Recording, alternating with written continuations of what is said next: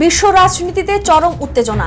একদিকে মার্কিন president Donald ট্রাম্পের হুঙ্কার, অন্যদিকে ইরানের ইস্পাত কঠিন ঘোষণা। ট্রাম্প দাবি করেছেন ইরান তাদের সবচেয়ে মূল্যবান সম্পদ সমৃদ্ধ ইউরেনিয়াম যুক্তরাষ্ট্রের হাতে তুলে দিতে রাজি হয়েছে, কিন্তু মুহূর্তেই সেই দাবি উড়িয়ে দিয়ে তেহরান সাফ জানিয়ে দিয়েছে প্রশ্নই ওঠে না। ইরানের পরমাণু ভান্ডার কি তবে যুক্তরাষ্ট্রের নিয়ন্ত্রণে যাচ্ছে, নাকি এই ইউরেনিয়াম ঘিরেই ঘনিয়ে আসছে নতুন কোনো সংঘাত? ইরানের পররাষ্ট্র মন্ত্রণালয়ের মুখপাত্র ইসলাম বাঘি শনিবার জানিয়েছেন এই ইউরেনিয়াম ইরানের কাছে দেশটির মাটির মতোই পবিত্র এবং কোনো অবস্থাতেই তা দেশের বাইরে স্থানান্তর করা হবে না, এবং যুক্তরাষ্ট্রের কাছে ইউরেনিয়াম দেওয়ার বিষয়টি কখনো আলোচনাতেই আসেনি। মার্কিন প্রেসিডেন্ট ডোনাল্ড ট্রাম্প দাবি করেছেন ইরান ইউরেনিয়াম হস্তান্তরে সম্মত হয়েছে, তবে তেহরান সেই দাবি সরাসরি নাকচ করে দিয়েছে।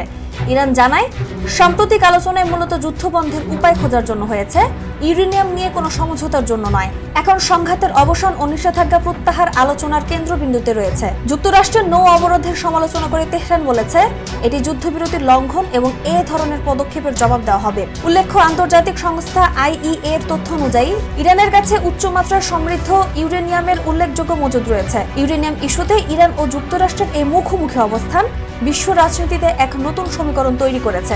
নাজমুন নাহার উসবা, নিরপেক্ষ।